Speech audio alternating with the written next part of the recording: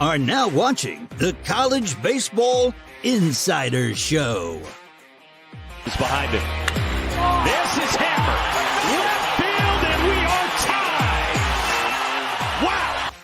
Now, here are your hosts, giving you an inside look into the top matchups.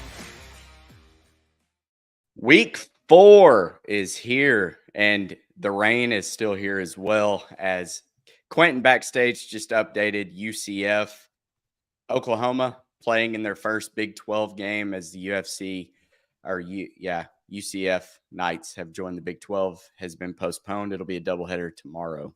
So add that to the list with McNeese and Arkansas. Q, what's up? What's up? Friday. It's a good day. Where to be. Yeah. No, I was trying to tweet out the show, trying to do my due diligence. Smitty is missing from us today, so it should make for a little quicker show. Maybe a little less energetic, though. We'll hopefully get Smitty back on the Monday recap. But anyways, full slate. I'm very excited about it. Pitt, North Carolina, Duke, Wake Forest as ACC play kicks off. Then you end it with Texas Tech, Texas, and TCU, Kansas at night as Big 12 also kicks off. I think SEC is next week. I'm not sure about Big 10. They're pretty much irrelevant at this point, outside of maybe Indiana, but I don't have high hopes for them either. Big weekend for them. Big weekend. Okay, jumping right into let's it. Start. I was going to start with them. Just start with them while you had it brought it up. If I think this is before we jump into our regular games, Indiana, this to me is make or break for them.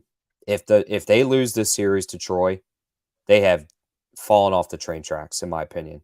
All the hype, everything was going into them. Kind of like Iowa. Iowa felt like they kind of derailed some, especially after Ole Miss took 2 or 3. I know it's not an in-conference game. Like, you could still win the conference in Indiana and still not be a good team or a threat in the postseason. So I think this weekend is kind of make or break for them. I agree. Who do you have in that one? I know it's part of the 11.7 pick'em. I think they're going to turn it on. I mean, I think it's at home, which helps. I think if they were playing in Troy, it'd be a problem. But I think they get themselves right. I don't think they're an elite team by any means. I think some people were thinking they were going to be better than maybe what they are. They still have some growth. They have one good pitcher, and then everybody else is average. They do have a good lineup, but outside of a couple dudes, they're pretty average as well. They're a growing team. They're not elite. So I think they get through Troy at home, and then I think they could still win the Big Ten, but I think the expectations kind of need to be brought back down to earth with them personally. Troy was in a stellar midweek game against Alabama. I thought they were going to get the win, but shout out Sam. Thank you. Slate today is incredible. I hope a lot of the games hold on, though, as we begin getting rain cancellations, two of which on the board, or maybe not. Just McNeese State and Arkansas, and then UCF.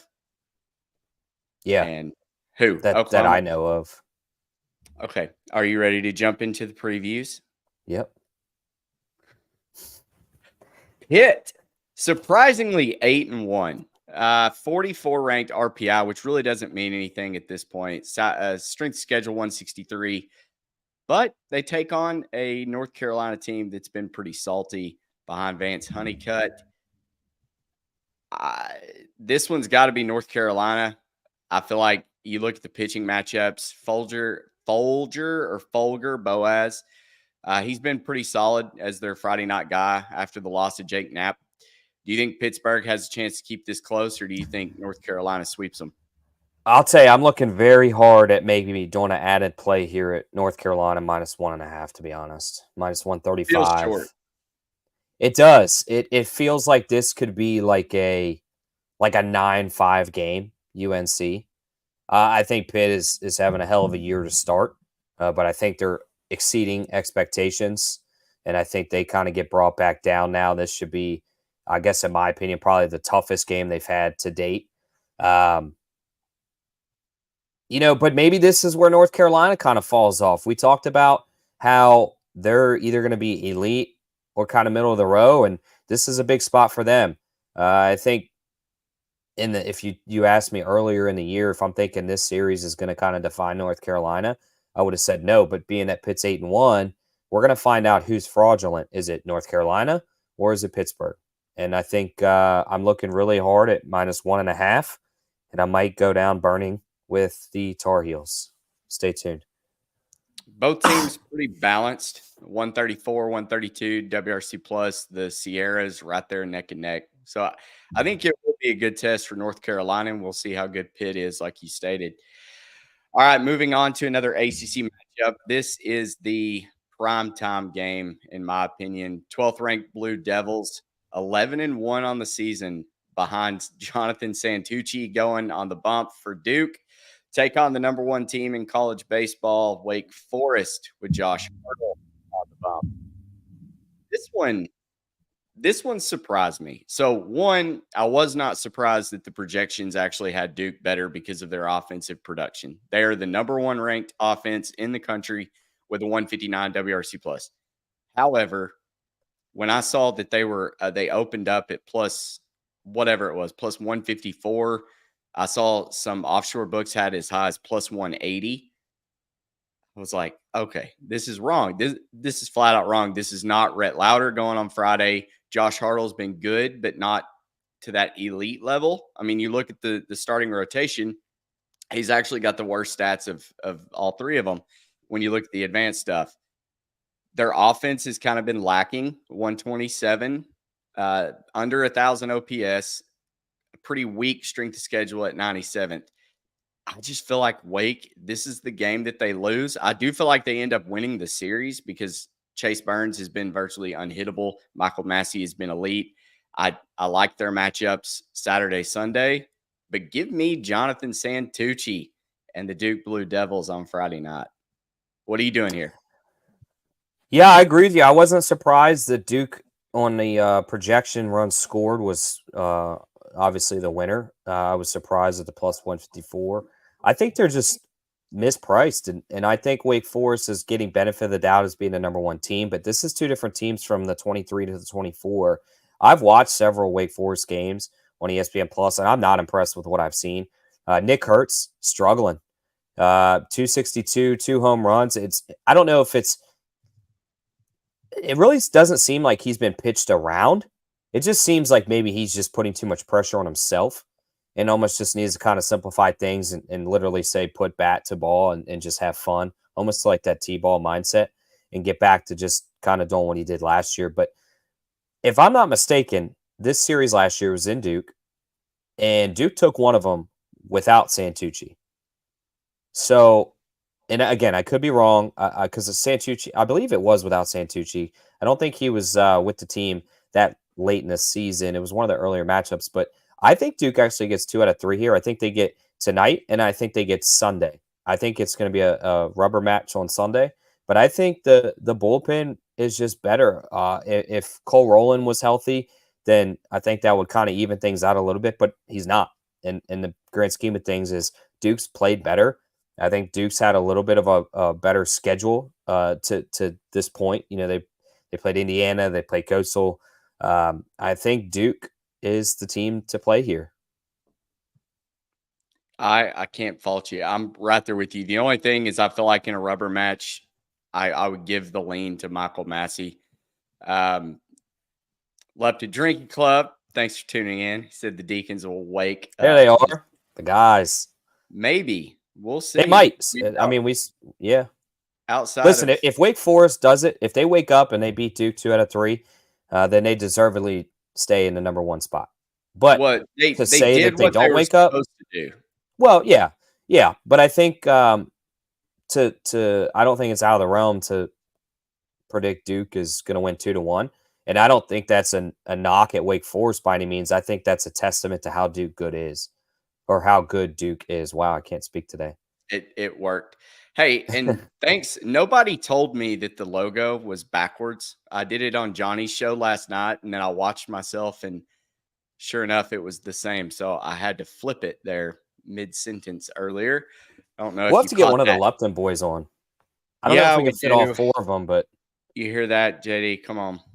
All right. So we got a question from Drew here. When Stovall comes back, who do you think, Dave, will sit between Holt and Sprague Lott? Hard to sit Sprague Sprague Lott. Yeah, I agree. It's why I threw up the graphic. So this game has been postponed to tomorrow. Sprague Lott, he's second on the team, actually first on the team in WRC Plus. Yeah, I agree. You can't really sit him. I think you would move Holt right now to the bench, and you have Sprague Lott at third. Obviously, Vahiva Aloy, keep him at short, and then bring in Peyton Stovall at second. And I hope that Stovall ends up coming in as the leadoff guy because this offense really needs to pick it up. Don't bring Stovall back until it's a midweek. Yeah, I feel like Missouri, the opening weekend of SEC plays, when we'll see him. He may get eased into it in a midweek. I don't know. But McNeese, they do a really good job, Arkansas does, and we'll talk about it next with Florida. But scheduling these like weaker opponents that are still going to have a high RPI because they're probably going to run through their conference, this is good, and this is a good test. Projections have Arkansas winning. But the biggest question mark for me is Arkansas's bats. They've got to wake up. I feel like this is going to be a repeat of, what was it, 2018 team. They had a below a 900 OPS. I feel like 21 did it too with Kevin Kopps. The bats look great at times, and then they would fall asleep. So I really want to see them just let it rip this weekend. The doubleheader with Hagen Smith, Brady Tiger, we know that both of those pitchers are elite. I'm not worried about McNeese scoring more than us, but I would like to also score more than 2 or 3 runs against mid-major. So rant over. Yeah. I'll let you, if you've got any other comments. I just think Arkansas plays up to competition and down to competition. They just kind of sleepwalk through this. They get up for the games they need to, similar to what Florida does. I know we kind of revert back to those two teams a lot, but we know them the best, and that they're very good examples in many facets. And I think both kind of sleepwalk through the midweeks. They don't really care, especially if they lose them. They might in the press make it seem like they care, but they're all business on the weekends, and they do a good job, like you mentioned, of scheduling tougher midweek as well as mid-major opponents. Florida just naturally has Central Florida, FAU, other schools at their disposal. Arkansas does the same, and sometimes it bites them. Those teams are good enough when they play up, they can beat Arkansas and Florida. But I think during the weekends is really when they really care to play. But Florida and Arkansas play up to competition, in my opinion. And then when it's a team they should probably sweep 3-0, they kind of lull themselves through it. It could be frustrating at times. Yeah, and to follow up also on Drew with Sprague Lott, while he is first or second, I think Ross Lovich actually has the higher WRC plus, but Peyton Holt's sitting at 91.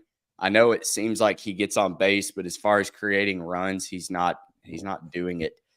Surprisingly, Nolan Souza is third on the team with 168, and what he's been doing when he comes in and fills in, I know he's played a lot in the midweek with his bat.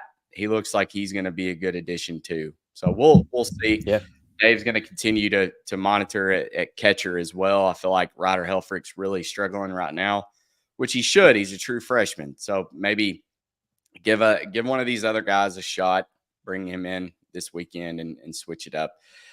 Okay, moving on to Q's Florida Gators. They host St. Mary's, and I kind of laughed when the projections came out because I get it. It's high because Cade Fisher's ERA is high and Sierra is good. So he's probably going to regress back down to where he should be with that ERA. But as of right now, I've kind of got this as a coin flip. So I took a little taste on plus 380 for St. Mary's. It's probably going to lose. Don't go crazy, but throw some lunch money on it, $5-10. Just sweat it out. See if St. Mary's can keep it close. Q, tell me why I'm wrong. I think you should have just played the runs. I think it's plus 4.5. I would have taken that. It may be. Florida's not going to lose to St. Mary's on a Friday. Cade Fisher, I know the numbers are still kind of slowly creeping down. You see his ERA, you see his xFIP, you see his Sierra. They're just so far apart. I think he pitched 3 2/3 or 4 innings last week against a better Miami squad in terms of some competition he's faced. He pitched really well. He's going to get stretched out. It could be this weekend. kind of getting him ready for SEC play. The leash is going to be lengthened a little bit. Sully kind of right now is trying to see who his dogs are, and kind of get some confidence particularly to Cade, I think. But I think now he's going to start stretching them out to maybe 5 innings today and then 6 innings, because it's a reality. The bullpen has pitched a lot for Florida this year. It's similar to design. Peterson being a true freshman Saturday, Cade Fisher kind of off that rocky start. We're going to ease him into the SEC play, try to keep him a little fresh.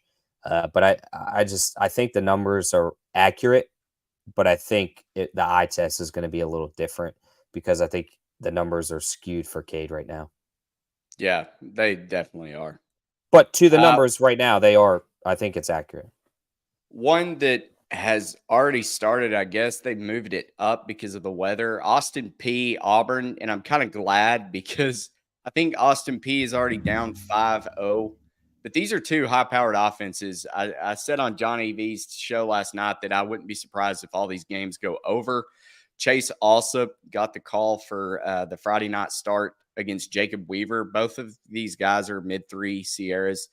But the offenses, you look at 139 WRC plus 131. Austin Peay actually batting over 1,000 OPS. I feel like the ball's going to be flying in the Plains. You've got wind, 22 home runs each for these clubs. 5-2. Hey, Austin Peay, thank you for the live update, Sam. All Appreciate right, it, Sam. so Austin Peay. Keep the bullpen going. I like this. I know. I love when y'all comment. We're going to talk to y'all the whole time. So do you have anything in this one? Austin Peay, kind of one of those surprising teams as far as their offensive production. I kind of love it.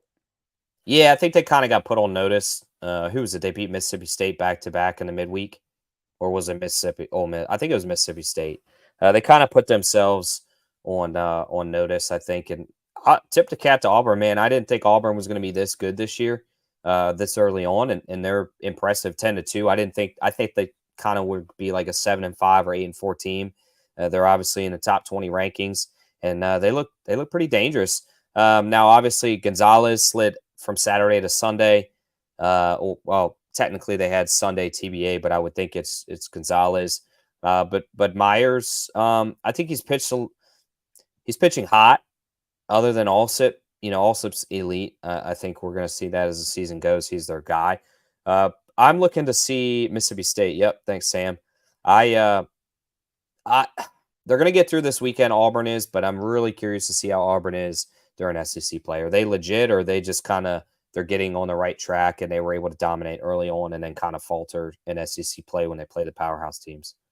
I'm looking at tomorrow. Andrew Devine, 2.65 ERA, 1.41 Sierra, going against kind of flipped with Carson Myers, low ERA but high Sierra. So I feel like he's going to regress a little bit, especially against an offense like Austin Peay. So if you're going to give me 4-1 on Austin Peay tomorrow, I'm going to take him again. All right, ACC play. Number 13, Virginia faces the lowly Miami Hurricanes, sitting at 7-5, coming off series loss to Big Brother in Florida, the Gators. Looked okay. Daniel Cuvée is a stud. They did pick up one win against Florida, but I don't know. I think Virginia probably is the right side here, even though Miami's playing at home. Should probably have a get right spot. Can you make the case, though, for Miami in any of these matchups? Virginia's switching up the lineup. Colin McKay is going to get the start today. His numbers look pretty good. Evan Blanco, Jay Woolfolk to finish out the weekend. If you notice anything, there is no Jack O'Connor. He's fallen off. He's fallen off. So what do you think about the Cavs in your backyard? I don't think Miami's that good. I think they have two good hitters in Jason Torres and Daniel Cuvée. Blake Sear, elite last year. I don't know what's going on. He did leave the team. He had a family issue from what I heard. Is that still lingering in the mindset? Hopefully he can kind of turn it around. But outside of those two, Cuvée and Torres, they're really struggling. Shortstop play, just hit a hard ground ball to shortstop and you'll get on base. Miami's shortstop is terrible. I actually thought Hernandez pitched okay Sunday against Florida. He left a couple pitches hanging. I thought Schlesinger is their best pitcher. I thought Gage Zeal was consistent, But I think Rafe Schlesinger, man, that 3/4 half arm slot is just nasty. I think they left him in slightly too long. Florida started figuring it out and teeing off as he started hanging pitches, but I think he's a real deal. But Virginia obviously countered that with Evan Blanco going Saturday. Man, that's tough. If Zeal could pitch like he did last week for the first 4 innings, I think they have a real good shot to stay in the game, especially because we haven't seen Colin McKay pitch against anybody solid yet. So this will be a big test. There's a definite difference in pitching on a Tuesday, Wednesday versus a Friday. So if he kind of gets rattled, then I think Miami can maybe make a chance tonight. But if McKay's dialed in, then I don't see any chance Miami can win. Best chances with Schlesinger, but then with Blanco pitching, it's going to be tough. Yeah, you took the words right out of my mouth. That was that I was going to back Miami tomorrow. And then when I saw that Blanco wasn't going to start, it's like, oh, no, that means he's going to go Saturday. Playing chess. It sucks. O'Connor's good, man. He's a good coach. He knows what to do. Miami still may be worth a look if you're going to give me plus 120. If the line is similar, Rafe Schlesinger has the better stats. So I'll be curious to see what the projections say. Similar to last week's lines. Yeah. All right, Lupton Drinking Club, cover your ears. Your 5th-ranked Horned Frogs are the luckiest 13-0 team in college baseball. But you know what? You'll take it every damn time. I think in 8 of the 13 games, they've had a less than 10% win probability at one point or the next. The projections like Kansas, who they're known for basketball, okay? Let's not sugarcoat it. I can refute that easily. That's why we need to have it on your show. Okay, listen. Lupton Drinking Club, let's place a bet. You figure out the terms, but or what's on the stake. But I guarantee you Kansas takes 1 of 3 against TCU. I would jump into that. You can give me odds. We can decide on what the payment should be, what I need to do, if I need to rock out in my TCU hat for an episode. We'll see. So just name your price. But I think Kansas loses. I think Kansas loses a series. TCU is going to lose a game. I really like Kansas with Reese Dutton going tonight. He's got the lowest Sierra on the team. Well, actually, no, Grant Adler does of the starting rotation. But Peyton Tolley hasn't been super impressive. I think he's definitely hittable. None of them have been. TCU is going to regress, and I'm not saying TCU's overrated. Hell, I've got an in-pocket play on them to win the College World Series. I hope if Arkansas is out, I hope TCU wins the whole damn thing. However, well, it's just unsustainable. Right. You look at their stats, and these aren't the stats of a 13-0 team. I mean, you could flip back and look at Miami's stats, who's 7-5, and I actually think Miami's higher in just about everything. So I agree. Not taking that bet. Let's do it. Listen, I mean, this is a testament to TCU to go 13-0. I mean, what is Kirk Saarloos saying in this dugout? Like, are they doing cocaine? Are they like, what is going on in this locker room to be able to, or in this dugout, to just come out and obliterate in the second half of games? What's insane? No, I agree with that. It is. I mean, they're all in a slump, but that is a testament, right? They're in a slump, especially on the mound, and they are winning the games. So that is a huge testament to the team. But there's only so much luck in baseball, and it almost seems, and I could be dead wrong, but it almost seems like they're using up all the luck to where they could just have some bad beats later on. And I hope I'm wrong, because I want TCU to obviously make it to the Final Four like they did last year, because I think it's great for baseball to have those big names out there. I think it makes the College World Series incredible. But I'll tell you, man, Peyton Tolley, it's an adjustment pitching from Wichita State to TCU, and it's only going to get harder. When they start playing well, yeah, I mean, absolutely, anything can happen. Again, we're both sitting on, Matt and I are sitting on futures. And to win the Big 12. But they're going to lose some because, well, look at Tennessee. They went, 56-9 or something like that with 2 seasons ago. They didn't even make the College World Series because they had lucky games. They were so hot, whether they were in the slump or their guys kind of woke up and they just got beat by a team that had better luck at the time. and by Notre Dame, and it just is what it is. This 13-0 run is coming to an end here, and I think the same for Texas A&M. Now, Texas A&M hasn't struggled nearly as much as TCU, but eventually teams are going to lose. It's just baseball. You can't go 56-0 in college baseball. It's impossible. So I think this weekend it's not a matter of if, it's when, and I think Kansas can get it done at least one of the 3 games.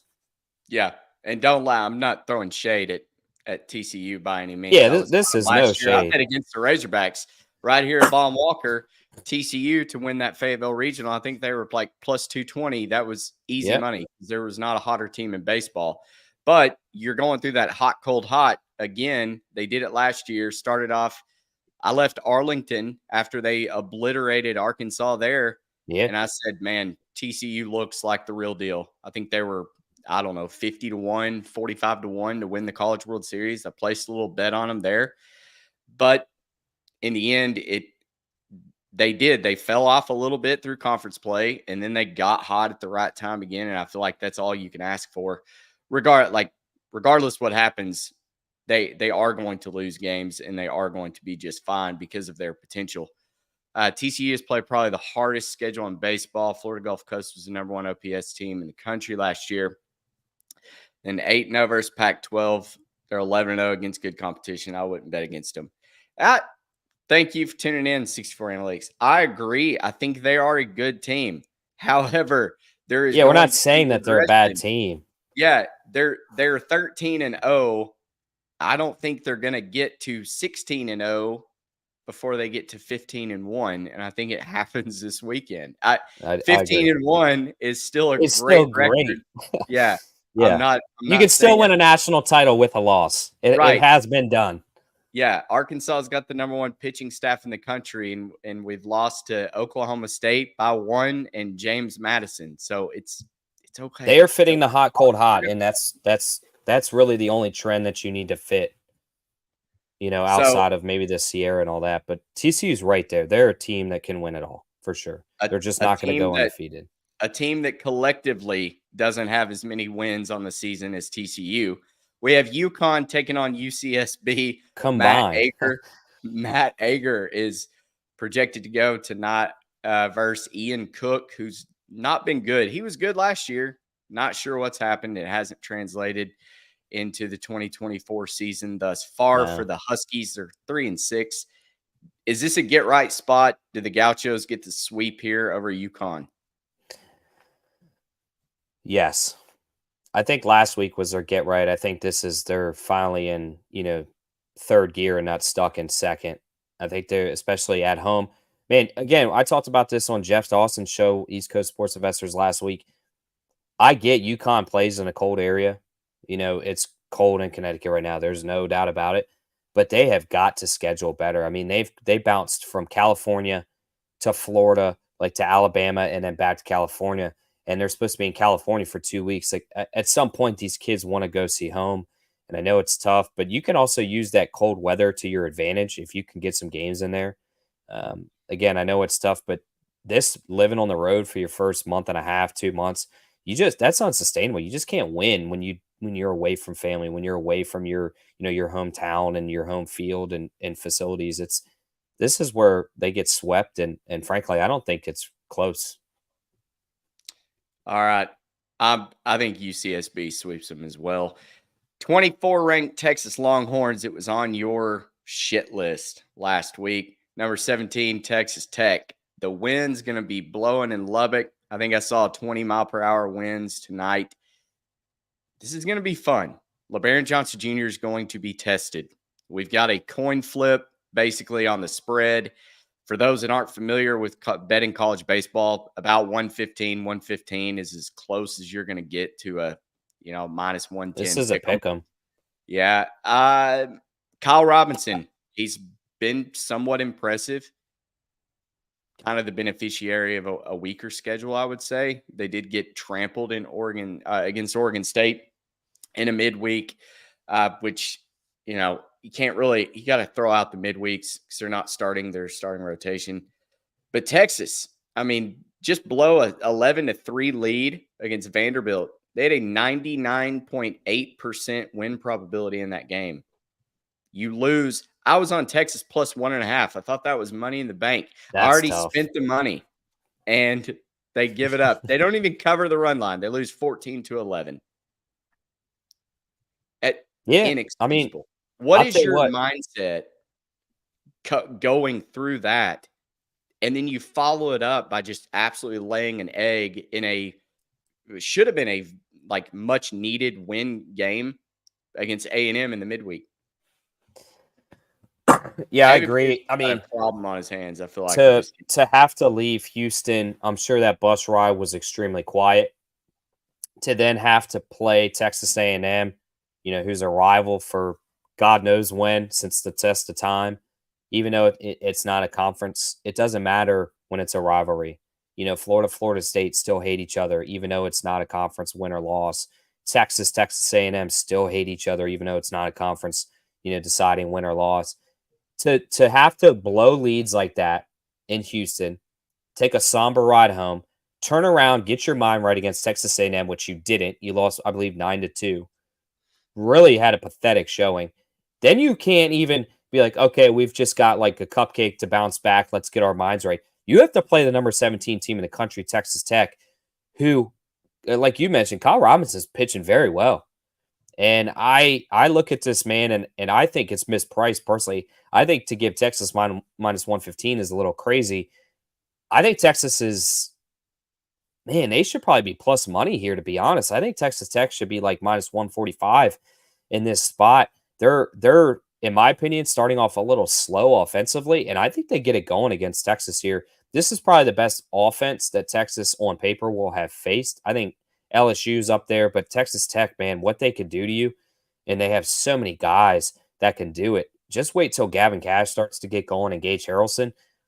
Wow, I think it could be this weekend. There's going to be a lot of horns down. You're not even playing this in Austin, which makes it even worse. Like, you have to get your mind right on a road in a hostile environment. This is going to be bad. I think so. I wouldn't be surprised if they get swept. The wind in Lubbock is going to expose pitching, and if it's going to come down to bullpens and offense, Texas can't throw to us, dude. Texas could throw to us. No. I mean, they were getting smashed. Their bullpen has a higher Sierra and their bats have a lower WRC plus. The numbers that 392 Sierra. If you take out the starting pitchers from that 392, I bet you it's 792. Yep. I hope the Red Raiders just absolutely obliterate I think I'm calling for a sweep. I think it's a sweep. It'd be a big win for Tech, I feel like, to beat LeBaron Johnson Jr. too. Oh, yeah. But the locker room's just got to be pretty dejected right now. After losing the way that they've lost, they're sitting at 7-5. Pretty much, I mean, if you lose this series, you're not out of the Big 12 race, but damn, it's a rough start. It's going to be, a rough road to try to get back into it. I'll put it that way. I'll tell you that, and we'll move on, but the Big 12, I think, is going to be better than maybe even I anticipated. Houston's blown a couple leads, but they could give Texas problems if Texas can't figure it out. Central Florida, I don't know if they play this schedule, and if they do, I don't know. I can't sit there and tell you if it'd be home or away, but nobody saw Central Florida starting the season 9-1. I mean, for Big 12 play, if you get a dejected Texas, anybody can beat you. A dejected any team can get beat. So I think the Big 12 might be harder competition than what we probably initially thought back in January. Yeah, I agree. And I was down on the Big 12 outside of Texas and TCU. But we both were. Here we are. I'm not going to be surprised now if Texas Tech's playing in June. I'm not going to be surprised if Texas is 4th or 5th in the Big 12. I'm not going to be surprised if UCF is up there in the top 3. From what I've seen thus far, they look very impressive. They're going to go on the road, take on a tough Oklahoma team this weekend. I say tough. They're not great, but they're also a formidable team of decency, to say the least. All right. Does anything else catch your eye this weekend? Anything you're looking at that it was not covered in the starting lineup? Yeah, the only other, because I had it in, I think Florida State takes care of business against New Orleans. I think Cam Leiter is the real deal for that team. It'll be interesting to see them during ACC play if they're kind of real or not. I think like Jarrett's got them on the right track. And then Coastal plays Michigan at 4 p.m. today. Michigan, a couple decent pitchers. I don't want to say they're elite, but Coastal's got a 10-game win streak. I did take Coastal. Man, teams riding 10-game win streaks. It's hard. Again, we talked about just teams are going to lose. It's not if, it's a when. So be a little wary of that. But I think Coastal is every bit worthy of a good deep June run. So I'll continue to play them. But I'm trying to think of the matchups. UCF will be a good matchup to watch. Just kind of see if they're real deal, like you just touched on. Let me ask you a question, because they're playing right now. Northeastern, they were kind of a dark horse there that we liked at the beginning of the season. Then they dropped that series that we thought they should have won against Arizona. Yeah. They're quietly back. They're coming back. I think the pressure got to them personally. I think they started reading the newspaper. Did we sell on Northeastern too soon? Like, should Northeastern just be an auto play right now with Wyatt Scotty, Jake Gigliotti, and I can't think of the third pitcher off the top of my head. We got plenty of time with them personally. We have plenty of time. And sometimes they don't even hit the books because of their small conference. You know, they really don't get a lot of love in the CAA. So if you can find them, hit them, but I wouldn't be like overly stressed because we can't. I think Santa Barbara might be the better team still. I love Dallas Baptist. That's a team. Oh yeah, well, that's not even in comparison. And as far as Dallas Baptist plus mid-majors plus 350 to make the College World Series, that's the top 8. I feel like that's still a good value bet. They do seem like they have started. Sam, is that? Yeah. I'm assuming Northeastern.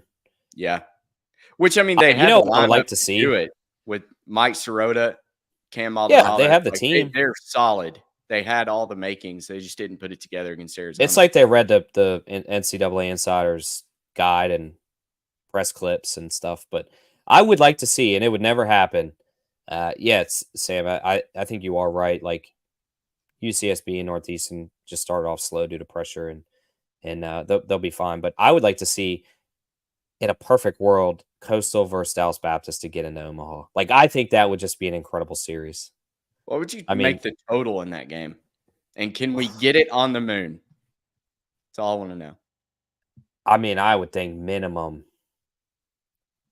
Now, see, and I tend to go a little lower in playoff baseball because there's a lot more pitching changes, a lot shorter leashes. So this is high for playoff ball. I would say 15.5. That would be fun. Maybe outside. Oh my God, it'd be a blast. Be a blast. Outside of Ryan Johnson. But Coastal's pitching is not terrible. Eichhoff's numbers, I mean, he got rocked in the one Illinois game, but he's pitched really well. Meckley's pitched really well. The bullpen's held up, especially without having Teddy Sharkey, which was a big loss for them. I thought they've actually pitched better than maybe we all thought. I didn't say they were going to be elite, but I thought their pitching would be subpar. They're not subpar. You know, it's going to be a great game. Midweek, March 12th, TCU, DBU. God, it's going to be incredible. It's going to be I think the teams always get screwed in terms of bad seeding. Dallas Baptist always draws just a rough playoff. Coastal, now obviously they won in 16, and ECU. They just always get bad draws, and it keeps those teams, frankly, from being out of Omaha or being at Omaha more often. Can we just give them a nice, easy draw for once? Like, let's get them there. Outside of Coastal had that magical run, but let's get Dallas Baptist there. Let's get ECU there, and let's see what can happen.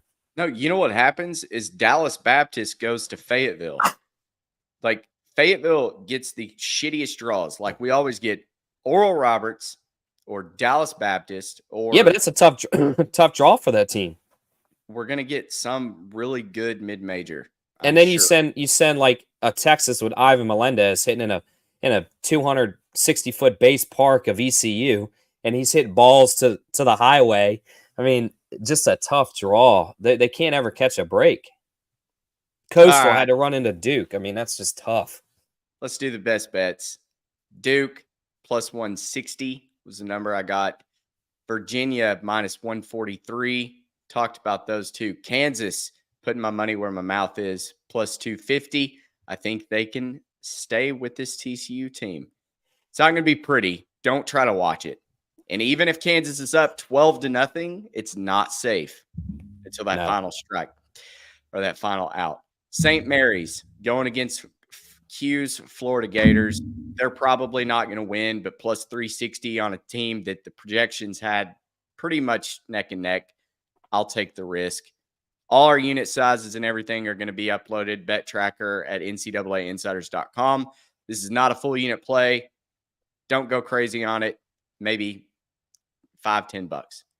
UCF plus 130. That's been postponed to tomorrow now. Not sure if it's going to void the bet or roll it over. Most have been voiding it. We get no consistency with the books. It's been voids really all season. Not in Arkansas, always. California, minus 105. I like the Cal Bears. UCLA, I think they're a fugazi. Duke, Wake Forest, this number may be gone. I'm sorry to give out a stale number. Under 11.5. I think it opened 12.5, and it got hit immediately. Some places 13.5. Austin P plus 3.5. Also put a little bit on the money line. I need an update. Sam, where are you? Plus 3.5 for Austin P. Dallas Baptist, UC Santa Barbara, my favorite two mid-majors with Ryan Johnson, Matt Ager, two of the best mid-major pitchers going. Parlay them for a little plus 108. And then lastly, Alabama, North Carolina, LSU. I'm backing three studs, Luke Holman, Ben Hess, and Folger. We've got to get that right. That's going to drive me crazy. Folger Boaz on the bump for those three teams, plus 105. Q, take it away. I am running that Dallas Baptist UC Santa Barbara with you. So I will add that to my card. That will make time. We're not doing anything right now. UC Santa Barbara minus 180. Duke is a half unit play at plus 154. Virginia money line. Texas Tech money line. Tennessee, Florida State, Florida. I did have a Coastal Bama UC Santa Barbara not posted because Bama is voided. 10 on D. Oh, over under. Okay, cool. But that, if you did play that earlier, that's going to be around an even money play.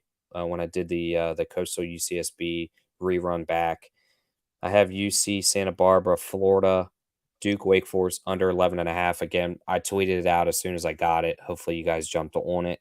And then I'm going to tail Matt on the Dallas Baptist and the UC Santa Barbara moneyline parlay. But I got plus 111, so I'll take the 3 cents higher. Golf clap.